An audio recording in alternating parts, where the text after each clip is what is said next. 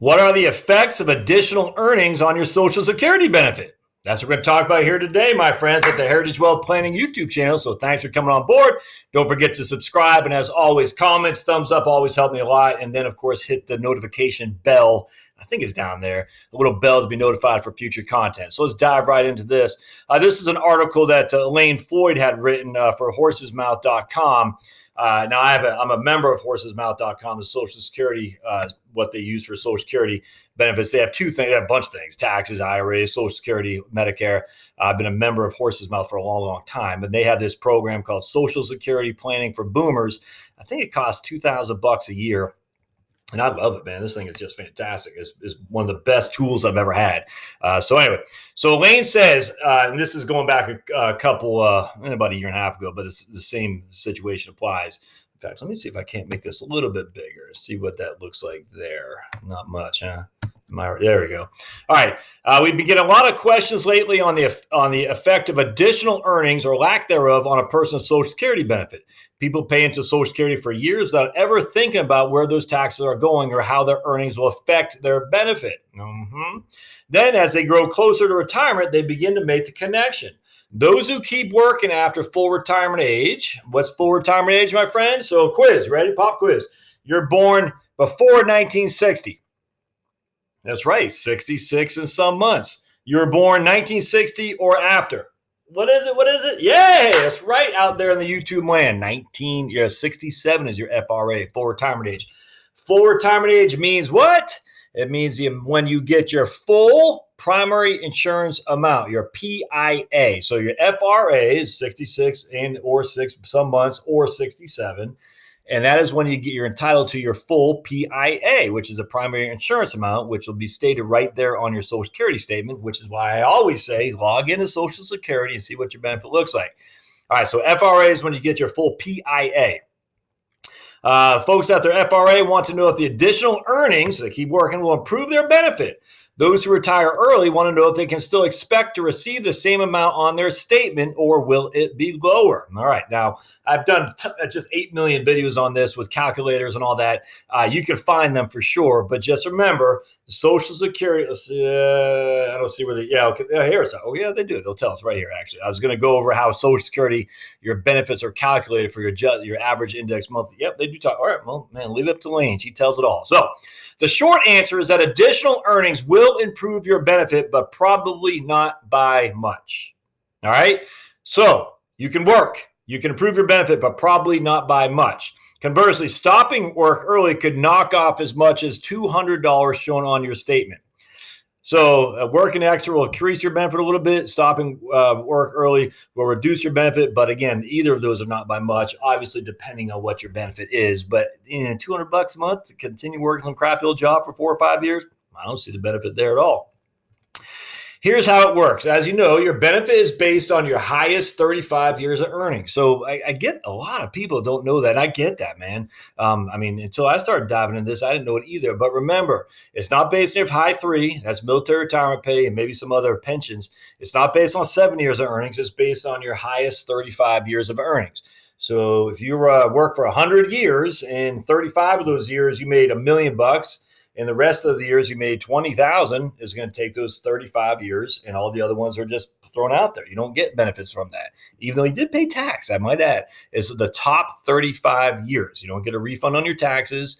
You don't get anything. You just take the top 35 years, and they box that up, and that is what your benefit is based on. So if you keep working at a high salary, and if a new year of higher earnings replaces an old year of higher earnings, in that case, let's say I have 34 years where I made $1 million. And I have 66 years, where I made $20,000. If I work one more year, that extra $1 million year will replace that one extra year of low value. So I had 34 years of $1 million and 1 year of $20,000. I work an additional year. Now I have 35 years of $1 million, and that $20,000 work year is gone. Again, I pay tax on it. So it's gone, but not forgotten, because Social Security did get tax on that.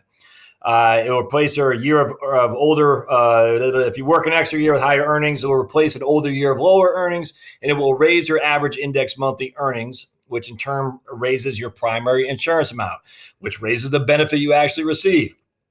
But this is important.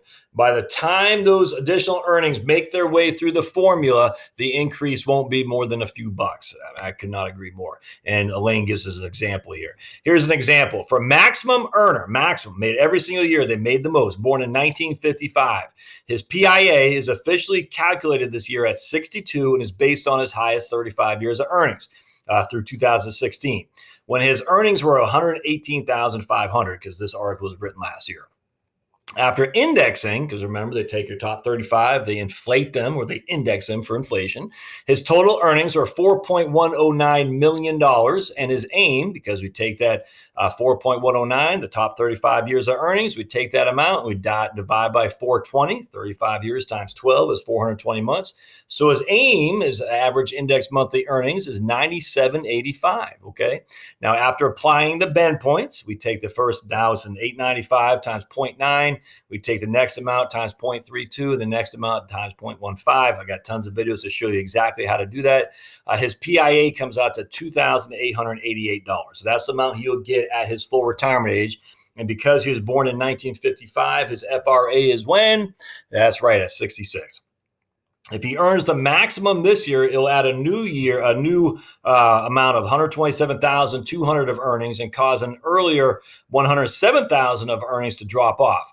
That will raise his total earnings to 4,129, as you can see here, which is higher than 4,109. So it raises earnings by $20,000, but that'll only be multiplied by 0.15 because he's already on the high end of the threshold for the bend points, and it'll give him a new PIA just $7 a month higher.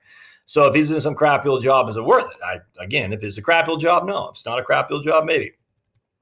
That said, clients with something less than 35 years of maximum earnings, particularly women who have taken time out of the workforce and have a bunch of zeros in the record, like my wife does, have more opportunity to increase their Social Security benefit by continuing to work. In Elaine's own case, her 2016 earnings record replaced an earlier year of $46,910 in indexed earnings when she was a struggling freelance writer, just hardly making minimum wage, and raised my benefits this year by about $29 per month. Next year, as long as I keep working, this adjustment will be again, but the amount will be smaller because it's replacing a lesser or a year of previous earnings that were higher than this year that it replaced, if that makes sense, because we're taking your top 35. Social Security aside, remind clients that the earnings themselves are the most significant reason to keep working, especially if they allow the client to add to retirement funds and postpone withdrawing. I can completely agree that. You don't work longer to increase your Social Security. You work longer to avoid taking retirement withdrawals from an IRA, 401k, or something like that, and to add essentially. So instead, it's a two-win scenario here. I'm not only not taking IRA money out, I'm actually adding to my IRA. If I stop working, I got to get the money somehow. So I'm taking IRA money out and I'm not adding to it. So that's it's a not a double-edged sword. It's a win-win.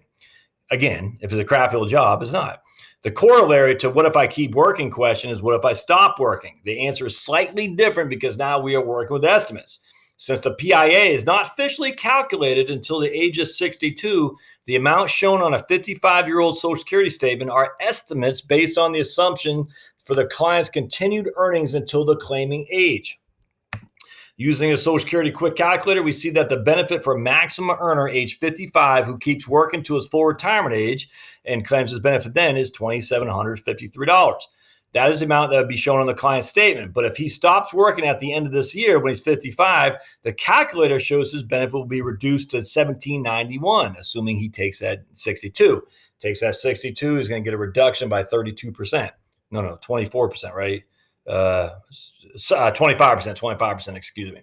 This incorporates a 70% reduction for early claiming. It's not a 70% reduction, it's a 25% reduction. I'm not sure why they're saying that. That's weird. I'm not sure why we get the 70%. It's not a 70% reduction. I don't know why she said that. Anyway, since we want to isolate the effect of the earnings from age 55 to 67, we divide the 1791, the amount he gets at his 62, which is earlier than his PIA, his full retirement age. So we're taking his PIA, we're reducing it by an amount because he's taking it before his full retirement age. We divide 1791 by 0.70 to get a PIA of, I see what she's doing. Okay, so you're right. To get a PIA of 25.58. All right, so in this case, the guy's full retirement age is 67, not 66. That's why he's going to reduce his benefit by 30%. So here's his PIA, 2558. If he takes it early at 62, his primary insurance amount is still 2558, but his benefit will be reduced to 1791. In other words, his benefit claimed as full retirement age, 67, would be 25.58. If he stops working at 55 versus working, if he kept working until 67, a difference of basically $200 a month. All right, so that's, I mean, again, not a huge amount of money. Over a 20-year period, this translates into a loss of about $47,000 in Social Security benefits in today's dollars if he stops working at 55 versus 67. It may not be enough to convince a tired 55-year-old to keep working, but he should be aware that he will have his benefits reduced. No getting around that. Again, the earnings themselves, or lack thereof in this case, will have a greater impact as a client may be forced to draw down his investments in the interim. So again, he might not lose a huge amount of money. I mean, I'm sorry, $46,800 is not going to make or break you over your lifetime, but he's got to have the money come from someplace. In this case, the money's going to come from IRA distributions, or what I always say, just go get a job you like. You want to be in a comic book store, go get a job in the comic book store. I mean, that's fine. I mean, if you need $20,000 a year, and your options are to take it from your IRA or go work at the comic book store, and you like the comic book store, well, hell, go work at the comic book store. That's fine, without question. You're only going to lose $200 a month in Social Security. Not a huge amount of loss. It's just not. So that's the issue I always contend with. It's like, look, if you're miserable, I got to keep working. I got to keep working. I got to keep working. It's not worth it. I mean, you're going to lose $200 a month in Social Security. You need some amount of money to live on. I get that. I don't know what it is. I'm just throwing out there. You can go work for $10 an hour at the comic book store. $10 an hour times 2,080 hours in a year is $20,000 a year. I mean, that's how it works. Because there's in a 40-hour work week is 2,080 hours. And so you get $10 an hour, $20,800 is what you'd make. Is that enough to live on? I don't know. But if it's not, then you're going to have to rethink things. If it is, then quit your crappy old job. Anyway, so you can claim your earnings estimate at check your earnings estimate at socialsecurity.gov/my account. I highly, highly, highly suggest you do that. All right, my friends, that's it. I hope this is helpful. As always, if you have questions, thoughts, concerns, put them down below. Subscribe. Go to heritagewealthplanning.com, and we'll see you next time. Thanks now.